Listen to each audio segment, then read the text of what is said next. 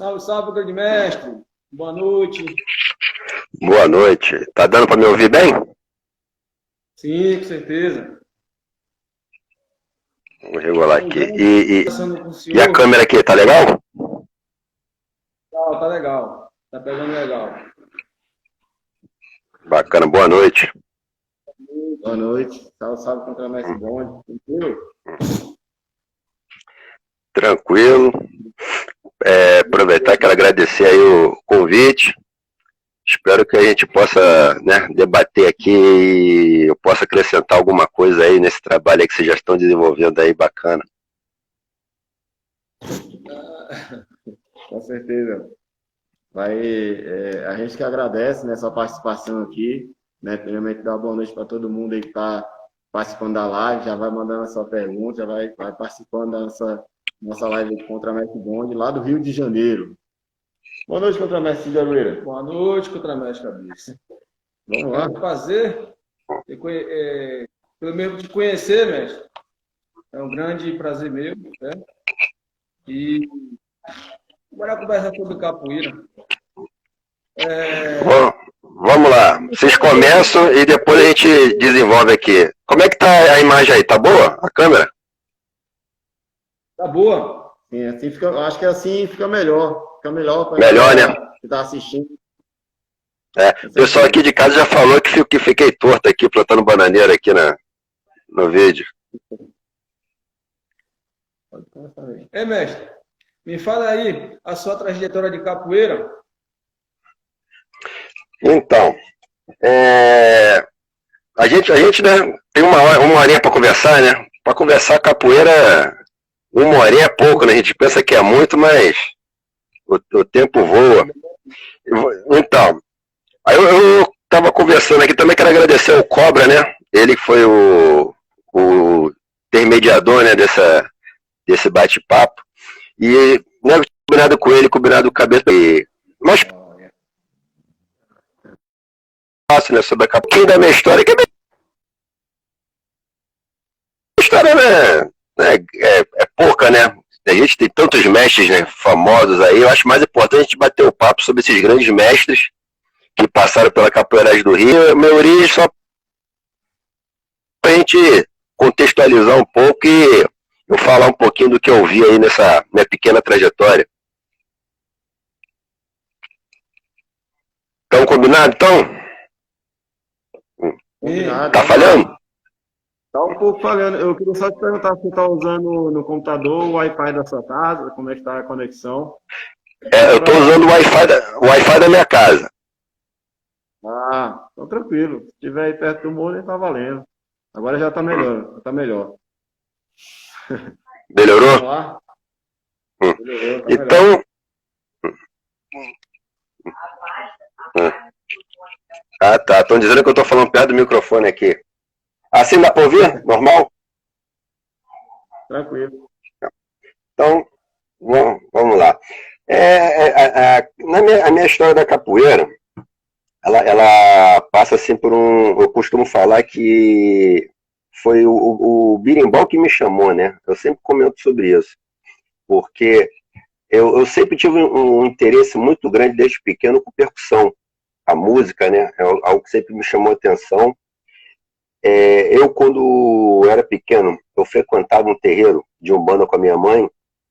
E uma coisa que sempre me chamava atenção no terreiro era justamente o toque dos tambores. Aquela musicalidade era algo que entrava no meu ouvido e que ficava, né? Que ficava. Então aquilo começou a me chamar a atenção. Eu comecei a ter interesse por percussão, por samba. Isso aí com 9 anos, 10 anos, eu já era fissurado nessas coisas. E aí, na rua perto lá de casa, eu sou criado ali no bairro de Fátima, né? Ali, para quem não conhece, que não é do Rio, é um bairro que fica entre Santa Teresa e o bairro da Lapa. Um bairro pequeno, mas é perto da Boemia ali, né? Perto do Estácio, perto do centro da cidade. Então, começou a dar aula lá, na época ele era contramestre, o King Kong, que ele era contramestre do Mestre Nauá, que é uma linhagem antiga que tem lá no Rio de Janeiro. Eu até vi aí, eu acho que o mestre Tadeu Navalha entrou aí.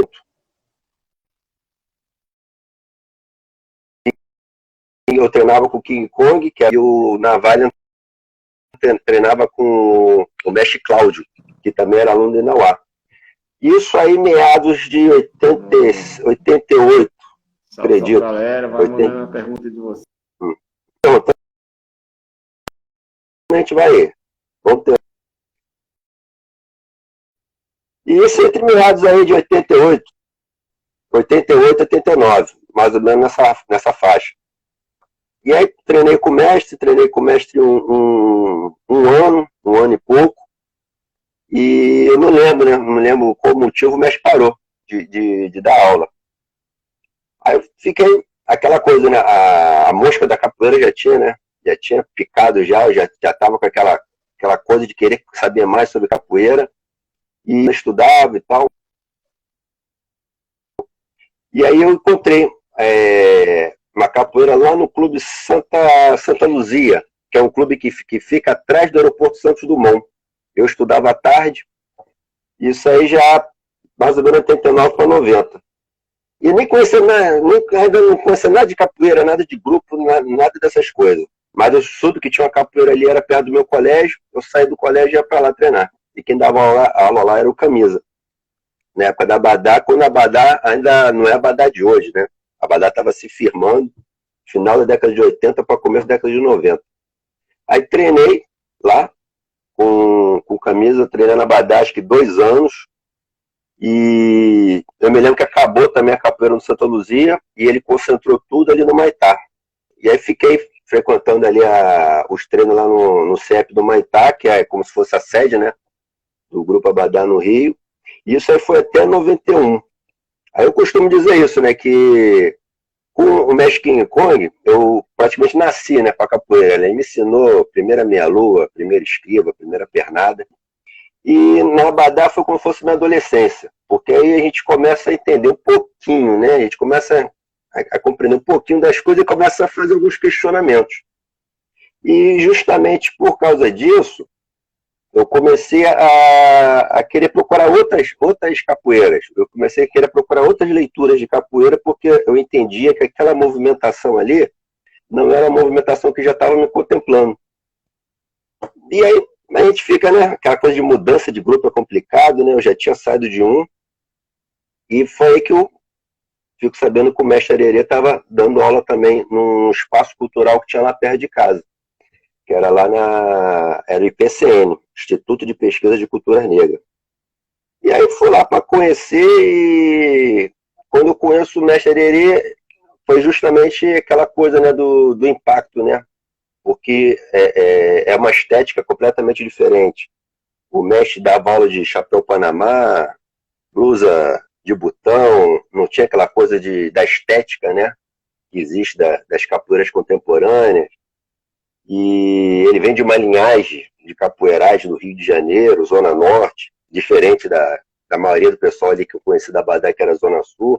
E isso começa a me interessar e começo a enveredar por esse caminho, que era o caminho da capoeira Angola. Isso aí já é 92, 93, mais ou menos. A gente treina no PCN um bom tempo. Na época, o dono do grupo, né, Terreiro de Capoeira Angola, Quilombo do Arerê, e havia 2 núcleos, né, que era o núcleo da Ilha do Governador e o núcleo da Lapa. Eu era do núcleo da Lapa, e foi uma excelente época da minha vida, assim. Aí o mestre sai do PCN e vai para Lapa mesmo, e ele dá aula no espaço cultural na Lapa. Aí antes disso, né, tinha o mestre Camaleão, fazia parte do nosso grupo, ele é formado pelo meu mestre. E em 93, não lembro mais ou menos a data, 93, 94, não lembro, o mestre Camaleão se desvincula do nosso grupo. Aí ele se desvincula, aí o Alcino entrou agora, né? Grande abraço, meu amigo. O Camaleão, né, do nosso grupo, aí junto com ele também se desvinculou uma galera que foi junto com ele, e o grupo recebe assim, né? E o que acontece? Eu que era a segunda geração, né, do grupo, junto com a galera que treinava comigo no PCN, a gente acaba tendo que assumir a responsabilidade do grupo. Então, o mestre botava a roda toda sexta-feira na Lapa e isso praticamente nós ficamos responsáveis para tocar essa roda. E é um momento, né? Eu capoeirista, né? Você tem uma responsabilidade de botar uma roda toda sexta-feira e trabalhar com o ritmo, cuidar dos instrumentos, cuidar da academia e tal. E durante essa roda a gente vai conhecendo, né? A gente foi conhecendo vários outros mestres, né? Antigos assim do Rio de Janeiro e posso dizer, foram 10 anos praticamente de roda ali na Lapa, que foi um período que eu considero que me construiu, capoeiristicamente falando. Contramestre Bonde. Ainda tem essa roda lá na Lapa? Como é que tá o trabalho lá na Lapa? Então, essa roda aconteceu 10 anos praticamente, né? Eu me lembro que eu mesmo, a última vez que eu participei da roda lá na Lapa, lá do grupo, foi em 2003 ou 2004, se eu não estou enganado. Hoje em dia eu não moro no Rio, né? Eu moro em Macaé. Eu vim para Macaé em 2005, então eu me lembro que até 2003 essa roda não acontecia.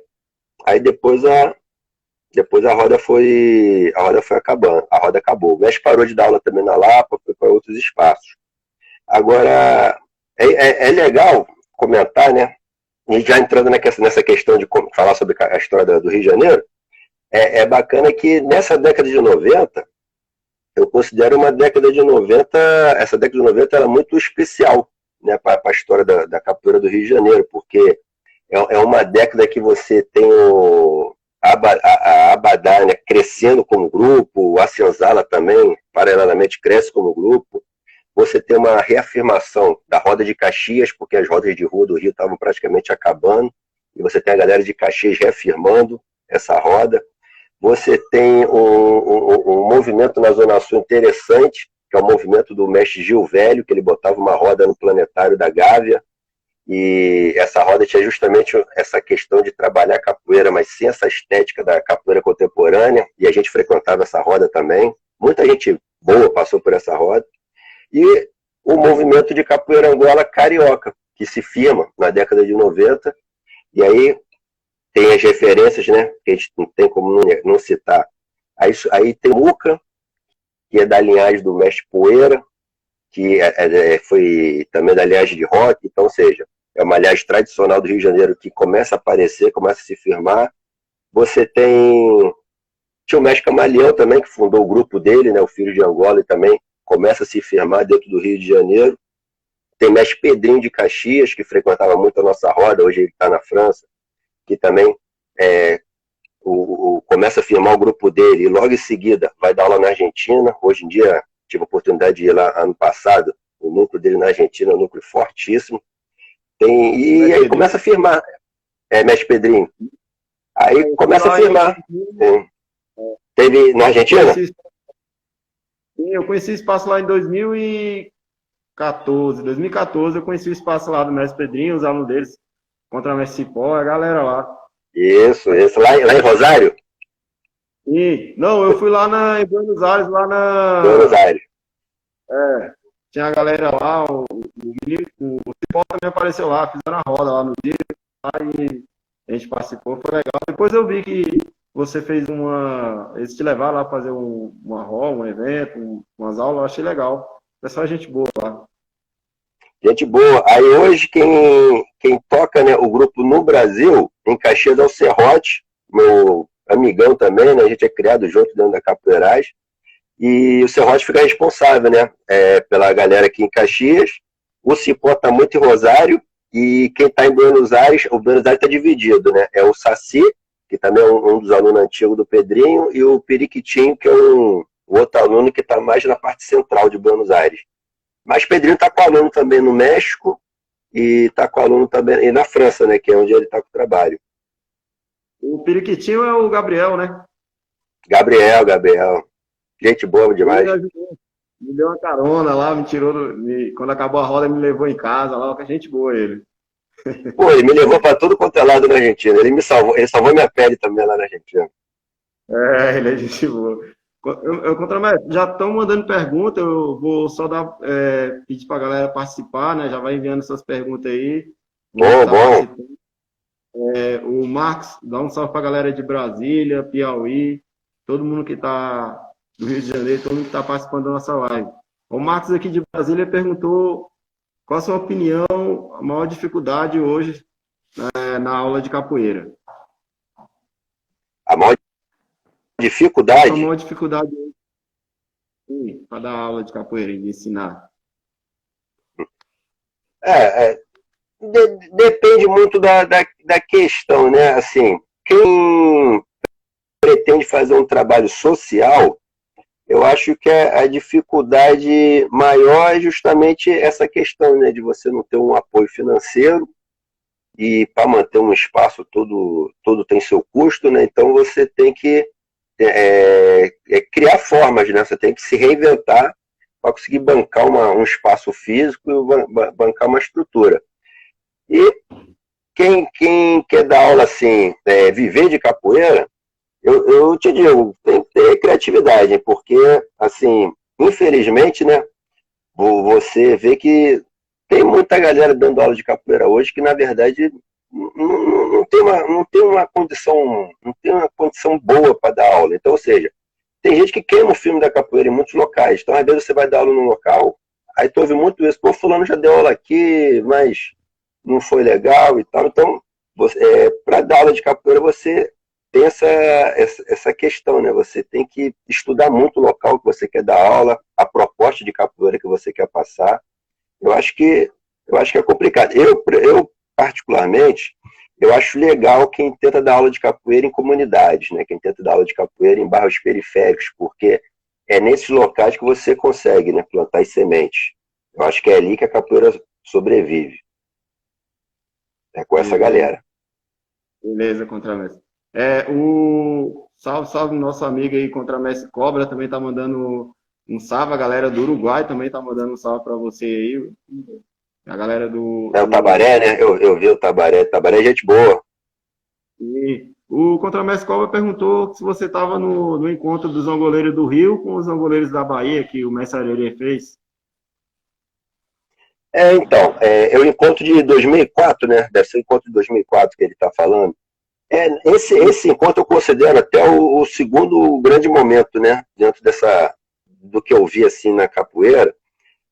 O primeiro foi essa questão, né, de a gente segurar sozinho uma roda na Lapa. E o segundo foi esse, porque eu estava até um pouco afastado do grupo, eu estava aparecendo só em roda, porque eu estava estudando para concurso, estava trabalhando e tal, então não estava nem treinando muito. Aí esse caso foi engraçado, que foi um congresso que teve no Rio. Eu me lembro que a Arerê ligou para mim, ligou para os alunos antigos e falou: vocês dão um jeito de vocês, vai aparecer aqui a nata de Salvador, vai aparecer os caras aqui, a cara de vocês aqui até para vocês participarem dos debates. Eu não, mestre, com certeza, vou aparecer e tal. Aí fui lá, na época era uma discussão que estava tendo sobre a obrigatoriedade de ter formação de educação física para dar aula de capoeira. Não sei se você chegou a ouvir essa questão, né? Era o CREF, estava querendo criar regras para criar uma... Eles queriam. Ou seja, você esquecer a parte cultural da capoeira, né? A capoeira virava só atividade física. E aí os mestres, né? Justamente a velha guarda da Bahia foi um dos caras que foram quem mais criticou essa postura, né? E se discutiu muito isso, né? Então, a partir de hoje, João Grande não pode mais dar aula, a partir de hoje, João Pequeno não pode mais dar aula. Aí como é que fica isso? Nessa discussão não cabe. E aí, beleza, o congresso foi muito bom. É que eu não peguei aqui. Eu peguei até um CD na época, eu comprei até um CD lá, pedi para todo mundo autografar, que estava presente, peguei a autografia de um monte de mestre antigo de Salvador. E aí, no sábado, rolou sexta, sábado e domingo, se eu não estou enganado. Aí no sábado, aí ele chama a gente no pé do ouvido, né? E só antes de acabar o negócio, fala: vou botar uma roda na Lapa, porque eles estão querendo ir para uma roda. Vocês vão catar instrumento, se vira. E aí, rapaz, cada um instrumento, o berimbau estava na casa de um, a tabaco na casa de outro, pandeiro. A gente teve que, em meia hora, montar a bateria toda, aí fomos lá para a FEBARD, se eu não estou enganado. Ainda pensamos, né? Pô, o pessoal veio da Bahia, está cansado, eles nem vão vir aqui, mas vamos lá. Aí montamos a bateria e tal. Rapaz, primeiro que pisa no espaço foi Gil do Alfinete. O segundo, Pelé do Tonel. Aí começa a aparecer só a velha guarda da Bahia. A gente falou: rapaz, e o bicho vai pegar hoje. bola 7, todo mundo que veio da Bahia foi pra roda. E botamos mó rodão, e a gente ficou até com medo de desabar, porque a casa lá é velha. Acho que tinha mais de 50 pessoas lá no segundo andar, foi aquela roda também, foi um axé danado. E foi isso, foi um momento muito, muito legal, assim, né, da gente ter essa troca. E depois disso, a gente até se aproximou muito do pessoal de Capoeira Angola, tanto que Gildo, sempre quando vinha para o Rio, entrava em contato com a Arerê, porque ele gostou muito ali do astral da Lapa, né? Não é essa Lapa de hoje, né? Essa Lapa de hoje é uma Lapa que é uma loucura. É a Lapa de 10 anos atrás, 15 anos atrás, que era a Lapa mais cultural, né, no meu ponto de vista. E foi um momento muito bacana. Isso aí foi muito bacana. O pai dele foi presente, o pai dele estava presente nesse evento aí, ó. Do Cobra? O mestre Dentinho foi no congresso lá, tirou foto, tem pai dele. Ah, eu já vi essa foto na internet aí, vocês. Parece a galera chegando no Rio, né? Na rodoviária. Tem no meu Instagram, se eu não estou enganado, eu botei no meu Instagram. Sim, o Tadeu Navalha, eu acho que ele é da quebrada aí, é do Rio de Janeiro. Ele está perguntando, ele está pedindo para você falar um pouco mais das linhagens de capoeira do Rio. Meu amigo Tadeu, grande mestre Tadeu, é gente boa, bom pesquisador e bom cara para vocês trazerem também para entrevistar, hein? Isso aí vem de uma linhagem também de respeito. E, aliás, é a linhagem que eu comecei, né? Como eu já falei, eu era aluno do King Kong, ele era aluno do Cláudio. E os dois foram contramestre do Inauá, e o Inauá foi aluno do Onça Preta, aquele Onça Preta da Bahia. Então você vê assim, o círculo da capoeira, quando você pega uma linhagem, e aí também vai a importância de você ter um mestre, né? Tem uns caras que quer treinar capoeira e não quer se aproximar de um mestre, não quer se aproximar de uma linhagem. Você, quando tem uma linhagem, você, né, vai pesquisando a sua linhagem, daqui a pouco você vai ver é todo mundo próximo, né? E uma das linhagens de respeito é a linhagem do Tadeu, né? Eu costumo dizer, assim, adiantando, né, o assunto, já que ia tocar isso mais para frente, mas como o mestre Tadeu perguntou, eu penso, né, eu até botei isso no meu TCC, eu acredito que eu entendo a capoeira do Rio dividida em 4 fases. Então, ou seja, a primeira fase seria a fase das maltas. Eu vou tocar nisso para tocar no assunto das linhagens. Então, a primeira fase seria a fase das maltas, né? Que tem vários livros sobre isso e tal. A galera, a pessoa que é da capoeira, que sempre lê sobre as maltas, é algo que não tem noção.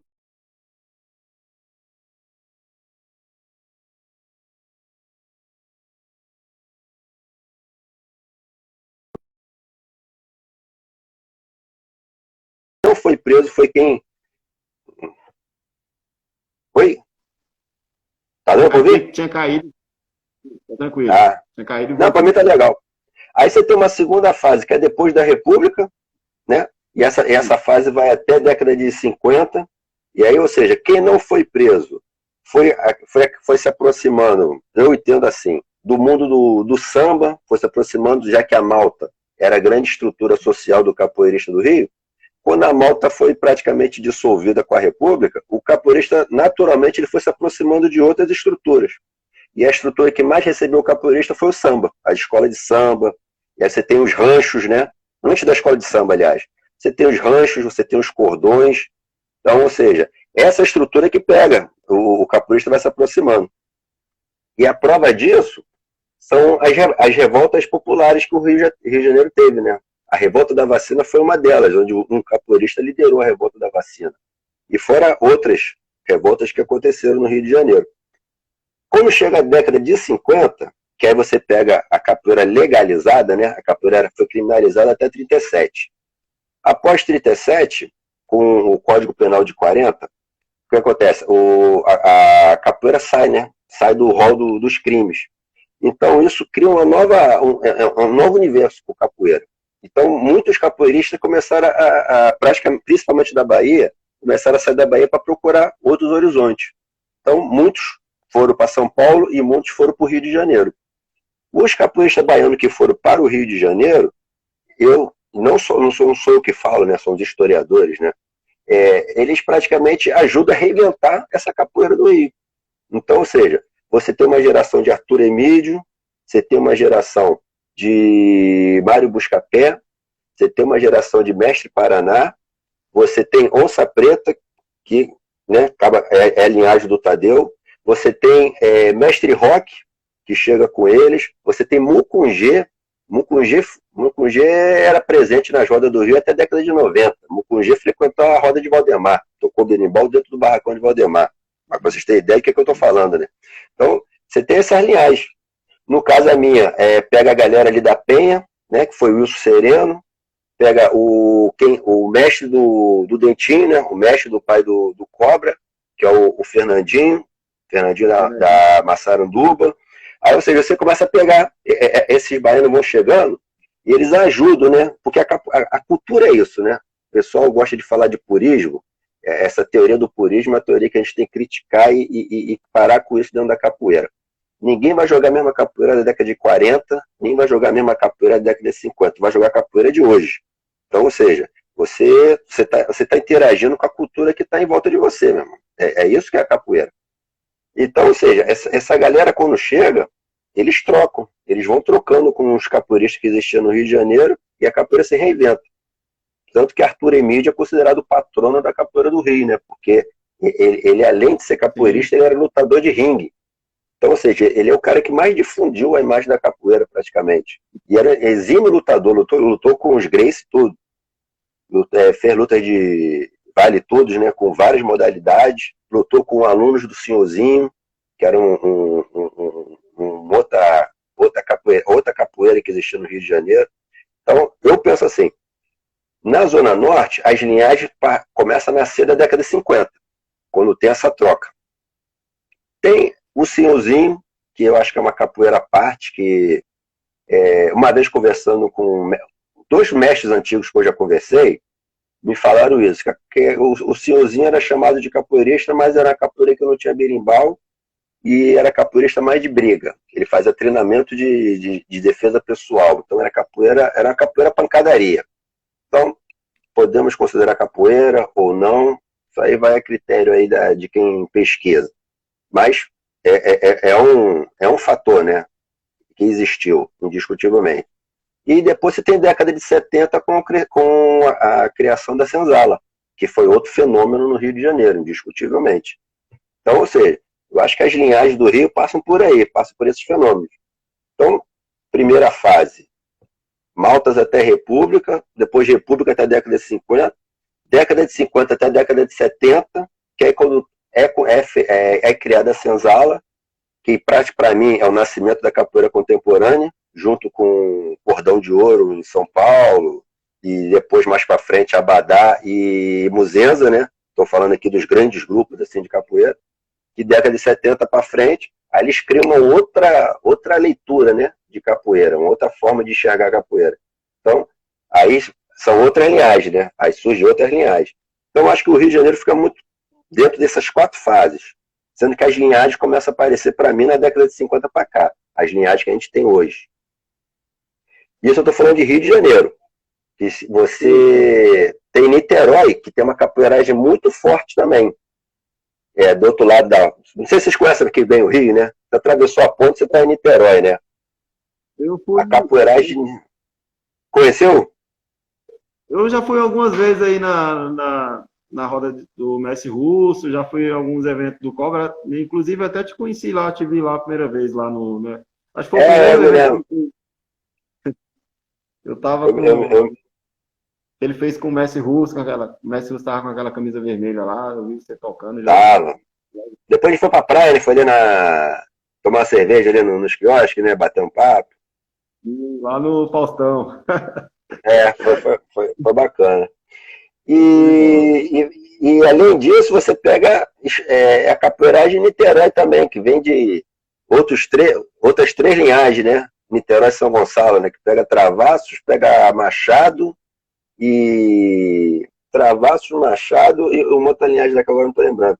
Então, ou seja, a capoeira, depois da década de 50, 60, que no Rio ela começa, né, a criar suas ramificações. Mas até então, ela era muito presa nos guetos, né? Era muito presa assim nas comunidades. Com certeza. Dá um abraço para todo mundo que está acompanhando a gente nessa live aí, o pessoal do Brasil Ah, e do mundo. Tem gente até da obrigado, Espanha. obrigado pela presença. Estou vendo aqui Mestre Tim está lá na Espanha. Grande camarada. Eu achei que não fosse dar para ele assistir, porque essa hora acho que está tarde lá na Espanha. Grande abraço, mestre. Espero que esteja tudo Mandar bem com vocês aí. tá acompanhando aí, Contramestre. Pode ver aí, mandar um abraço. O É, pessoal tá. o Tim tá botando aqui que Senzala foi em 63. 63. O Tim, 73? Mestre Tim botou aqui que Senzala foi 63. Ah, o mestre. Bem, então a gente pega aí, a gente pega a década de 60, né? Eu falei 70, né? Então a gente pega a década de 60, então, com o surgimento da senzala. Que aí sem dúvida nenhuma, também é uma nova fase, né? Que a capoeira do Rio toma. É um boom, né? É um boom que dá na capoeira no contexto geral. Não, sem dúvida. É o fenômeno dos grupos, né? Você não tinha esses grupos, né? Tinha o fenômeno do grupo. E aí, na década de 60, importante no Rio de Janeiro, que foi o grupo da Bonfim.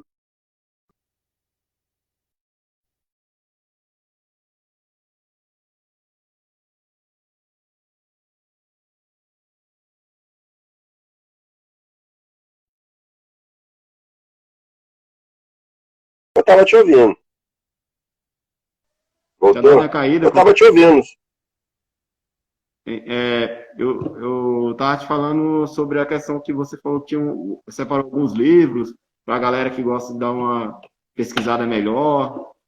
Tá aqui. Podia estar falando. Vou mostrar, né? O tempo voa. Ó, vou mostrar primeiro uns clássicos, né? Vou mostrar primeiro os clássicos. Esse aqui, recomendo. Deixa eu passar aqui na frente da luz para não atrapalhar. Os Capoeiras. Primeiro livro sobre capoeira que não. Primeiro registro sobre a capoeira que não fosse um registro policial, né? Você tem registro das maltas desde o século XIX, e o primeiro escritor que escreveu sobre capoeira foi Plácido de Abreu, que pertenceu a uma malta. Isso aqui é uma reedição, né? Esse livro aqui é de 1886. Isso aqui é uma reedição que eu consegui, um milagre danado ter achado esse livro. Aqui a gente tem os clássicos, né? Negregado à Instituição, do Carlos Eugênio. Carlos Eugênio. Para quem... Capoeira do Rio, né? Para quem tem interesse em pesquisar Capoeira do Rio. O outro, Capoeira Escrava. Esse aqui pega a primeira década, né? Metade do século XIX, e a Negregada Instituição pega a segunda metade, né? Do século XIX. Outro livro bom sobre o Rio de Janeiro, do Liberac. Quem tiver... Esse daí é o... Quem achar... É um projeto chamado Culturas Circulares. O nome é Formação Histórica da Capoeira Contemporânea no Rio de Janeiro. Livro também que eu recomendo. Dois livros de dois autores baianos que eu também recomendo, gostei muito. Primeiro foi esse aqui, até conheci ele pessoalmente. O Paulo Magalhães, né, que escreveu o Jogo do Discurso. Ele está vindo com um debate muito interessante, né, sobre a disputa, né, que existe, né, entre as escolas. Isso aqui ele fala dentro de Salvador, mas no Rio de Janeiro não foi diferente, né? No Rio de Janeiro, se tiver tempo, a gente comenta até um pouquinho sobre isso. E aqui o Pedro Abib. Pedro Abib, dá para ver, aqui é melhor, né? Pedro Abib. Esse aí o Cobra tem um dele. O Cobra tá pedindo para emprestar, né? Se não, emprestar é complicado. Ó, outro livro também que eu achei bacana, Muniz Sodré, um livro sobre mestre Bimba. É bom a gente ler de tudo dentro da capoeira. Esse livro aqui, o Tadeu Navalha, conseguiu comigo, para mim, o mestre deputado teve no espaço dele. Aqui, ó. Aí, mestre, olha o livro aqui, ó. Um livro escrito pelo mestre deputado, que foi o último aluno, né, do mestre Bimba. Foi o aluno que o mestre Bimba teve em Goiás. E eu acho legal a gente também tocar no assunto que quem quer estudar sobre capoeira tem que entender que a capoeira ela dialoga com todas as outras culturas. Então, às vezes, você pega uma obra que não é capoeira, mas ela traz temas que fazem parte do universo da capoeira. Então, um livro aqui muito interessante, ó, sobre as escolas de samba, do Sérgio Cabral. No caso, é o Sérgio Cabral. Finalizar pelo menos assim, para que a galera tá esperando. Tem uma galera que mandou boa noite, cheguei atrasado. É o Valtemar Melo. Você tá conseguindo ver essa pergunta aí? Eu acho que eu vi quando passou. Ah, tá. Ah, beleza. Eu cheguei atrasado, não sei. Vou tentar ler aqui a pergunta para você. Acho que eu falo alguma coisa sobre a pernada carioca, né? Ih, você tá falando isso mesmo. Sobre a pernada carioca, você pode falar alguma coisa sobre a pernada carioca? Tá. Me ouviu, vocês estão me ouvindo, né? Então, tranquilo, pode continuar. É estranho, né, esse negócio?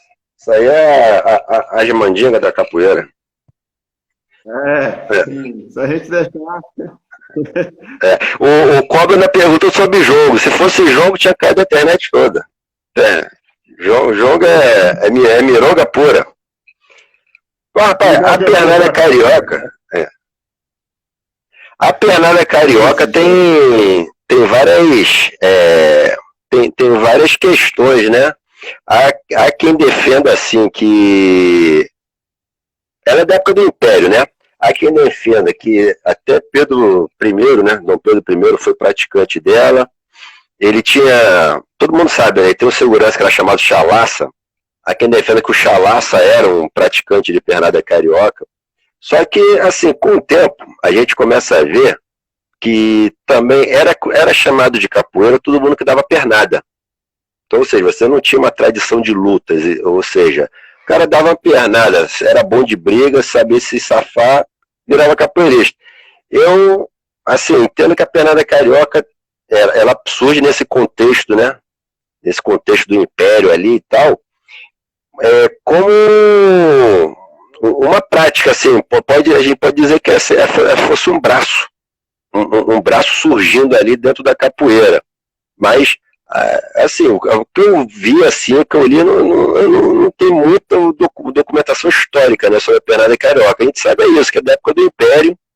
Há quem defenda, né, que a pernada carioca gerou linhagem no Rio de Janeiro.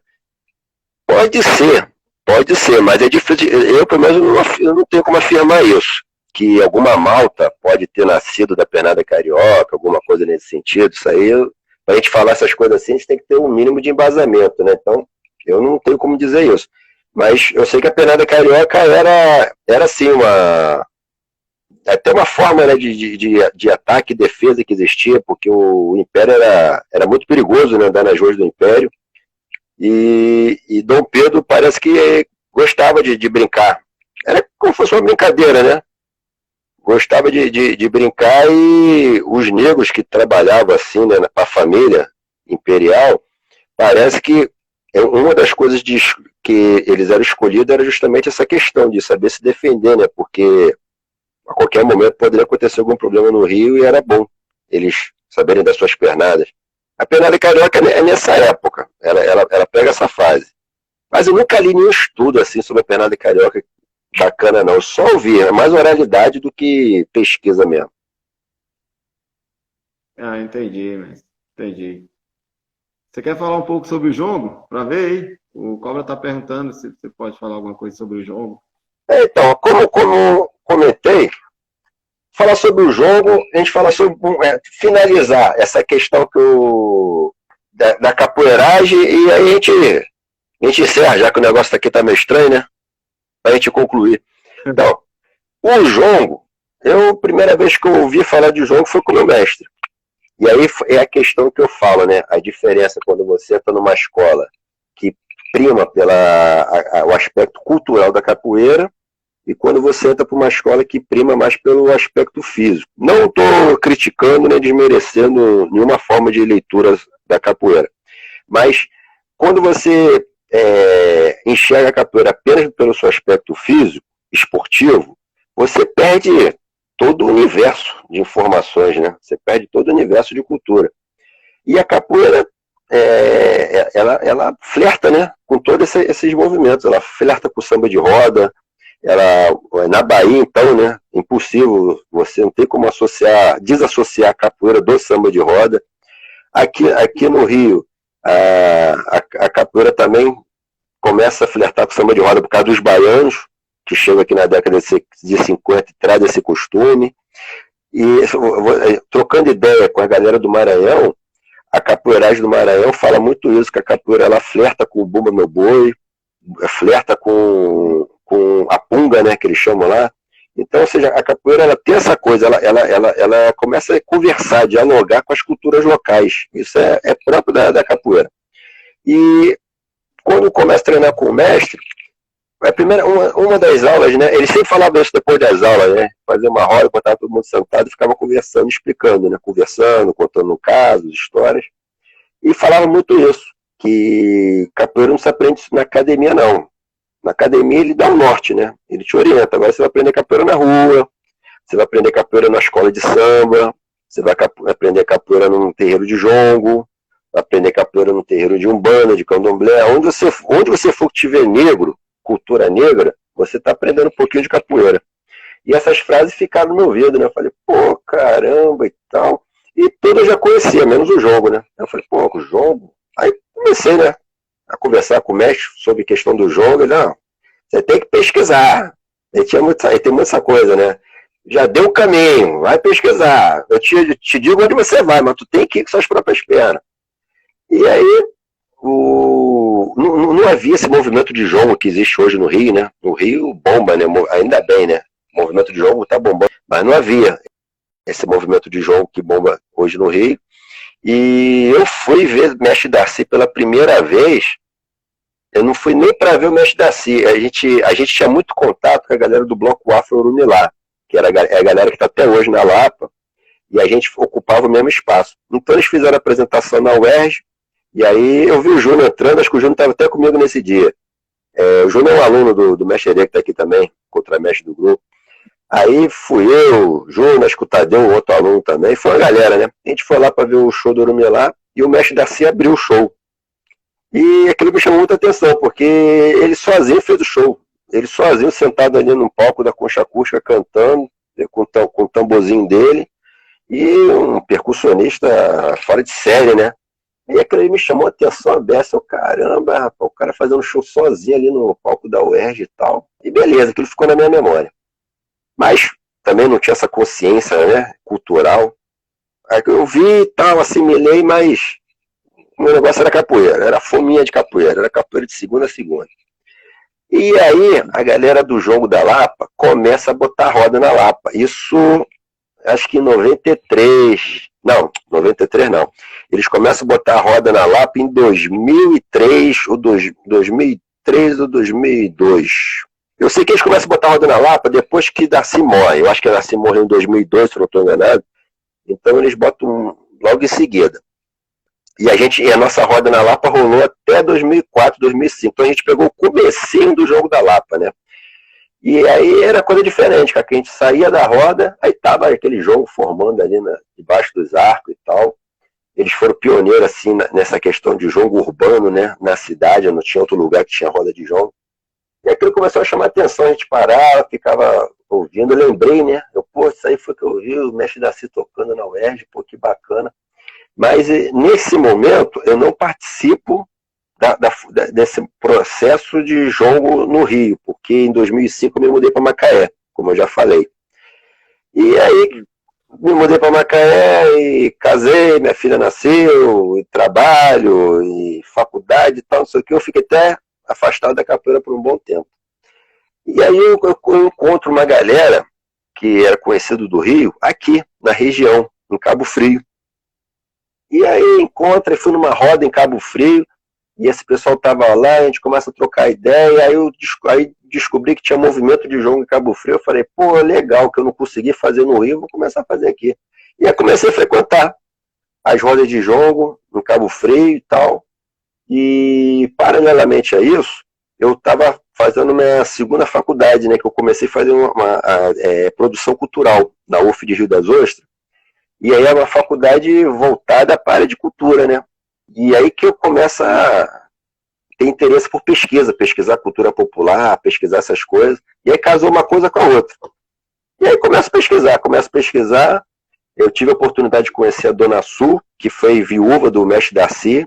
Ela chegou a morar um tempo em Cabo Frio. Ela fez um evento em Rio das Ostras, eu conheci ela. Depois conheci o Jongo da Machadinha. Eles foram fazer uma apresentação na UF, que aí já é outro jongo, tem nada a ver com o Jongo da Serrinha, é completamente diferente. E aquilo também me chamou a atenção. E aí, meu amigo, a coisa vai desenrolando quando parece que você é tragado, né? É igual capoeira. Foi igual capoeira comigo. Não é você que vai, não. É ela que te puxa. E o jogo parece que me puxou para essas coisas e para as rodas. Depois tive a oportunidade de ir em São José, que é um quilombo que tem em Valença. E aí comecei, né, a frequentar outros jogos. Tem a galera de Cabo Frio, que é do Griot, também tem um movimento de jogo hoje. E começo a rodar e começo a pesquisar as questões de jogo. Coisas que eu tinha visto e não tinha compreendido na época. Aí comecei a entender, né? Às vezes a gente precisa ter um amadurecimento para entender algumas coisas. O jogo tem muita linguagem né? Escondida, muita linguagem metafórica dentro do jogo. E isso aí, acredito muito que isso somou muito no meu entendimento até da capoeira. Porque o jogo e a capoeira, eles saem da senzala, né? É o mesmo berço. Então isso somou muito. Com certeza. E hoje eu desenvolvo até uma tese, né? Porque a gente sabe que a capoeira era escondida na senzala. E ela era escondida nos batuques. Então hoje eu até arrisco a dizer que um desses batuques que escondiam a capoeira era o jogo. Eu até atrevo a dizer isso, porque as religiões eram proibidas de ser praticadas. Então como é que o feitor chegava na senzala e ia permitir que tivesse tendo prática religiosa? Ele não queria permitir. Mas o jongo, vários historiadores já comprovaram que o jongo era permitido dentro das fazendas, porque era uma forma de confraternização. Eles entendiam que aquilo ali era uma confraternização, então era bom, eles estavam se confraternizando. Mas o feitor mal sabia que aquilo ali era o planejamento da fuga. O jongo, dentro da linguagem, ele já está comentando ali o dia que vai ser a fuga, o dia que eles vão atacar o feitor, o dia que vão sabotar a plantação. Ali já o negócio está sendo formado ali, só que não era a linguagem do branco, né? Era na linguagem do preto. O jogo tem muito essa questão que é muito interessante, o aspecto cultural do jogo. Entendi, mestre. Então, Contramestre, queria agradecer sua participação no nosso programa, né? Queria, do fundo do coração, agradecer. Eu acho que hoje o conhecimento cultural da galera que acompanhou, o meu, foi muito grande, né? A gente pôde massificar um pouco da história da capoeira do Rio, né? Foi muito importante ter ouvido você aqui falando um pouco da capoeira, da cultura negra do Rio de Janeiro. Para mim foi um ganho imenso. Queria agradecer aí, deixar um abraço aí para vocês aí, a galera. Fala com você. Eu agradeço também o convite. Como a gente falou no começo, né? Falar de capoeira, o tempo voa, a hora passou, a gente nem percebeu, né? Mas depois, se vocês quiserem, eu passo assim, nome de livro, de referência, o que a galera depois tiver aí curiosidade aí, perguntar para você, depois vocês me repassam aí. Não deu pra gente terminar de mostrar algumas coisas aqui, mas isso aqui é como se fosse um jogo de capoeira, é um bate-papo que é pro resto da vida, né? Com certeza. Eu quero agradecer também, mestre, pela a história da vivência do povo da capoeira do Rio, porque tem muitos capoeiristas que não conhecem a força que a capoeira do Rio de Janeiro tem. E vários capoeiristas que a gente já conversou aqui no live, a maioria foi do Rio e falou muito bem da capoeira do Rio. E bato palma para vocês que fortalecem essa capoeira tão bonita do Rio. E é isso, muito obrigado, meu irmão. Eu que agradeço, vamos fortalecer aí, vocês estão de parabéns também para estar com essa iniciativa de estar debatendo capoeira e trazendo pessoas aí para falar. Espero que eu tenha contribuído um pouco aí com o projeto aí de vocês. E vamos trazendo a gente. Tem um monte de gente pra gente dar o nome aí. Ó. Se vocês, só vocês falarem que a gente faz a intermediação aí. Tem a galera boa também aqui no Rio para poder trocar com vocês aí culturalmente e entrelaçar, né? Entrelaçar esses laços. E quem sabe depois dessa pandemia aí a gente não vai fazer uma vadiagem em Brasília aí, ó. Falar com o Cobra pra gente marcar pra dar uma chegada aí nesses terreiros aí de vocês. Com certeza, vamos sim, vamos marcar sim. Dá um abraço aí a todo mundo que está participando. Agradecer a todo mundo pela audiência. Quarta-feira tem de novo. É da nossa cor, o programa que foi feito para vocês. Obrigado a todo mundo. Axé, galera. Obrigado, mestre. Axé, obrigado aí. Obrigado pelas perguntas aí, obrigado quem ficou até agora. E vamos isso, vamos indo nesse momento difícil aí da pandemia. E importante é isso, a gente está em casa se cuidando e vamos aproveitar para a gente estar estudando, né? Não dá para a gente frequentar a roda dos amigos, mas dá para a gente fazer um treininho em casa, dá para a gente fazer a movimentação na sala e dá para a gente pesquisar. O capoeira tem que começar a ler um pouquinho mais também. Capoeira é gostoso de jogar, mas também é gostoso a gente estudar e pegar, né? Pegar essas oralidades com os mais velhos, pegar essas oralidades com. Tem várias lives de vários mestres aí bacanas aí, falando aí, então vamos aproveitar esse momento, que de repente é um momento único, né? Você vê um mestre antigo aí fazendo uma live e, pô, de repente não vai ter outra oportunidade de ouvir da boca dele certas coisas. Então vamos aproveitar esses momentos. Certeza. Valeu, galera. Axé para todo mundo. Tamo junto, hein, galera. Valeu, mano.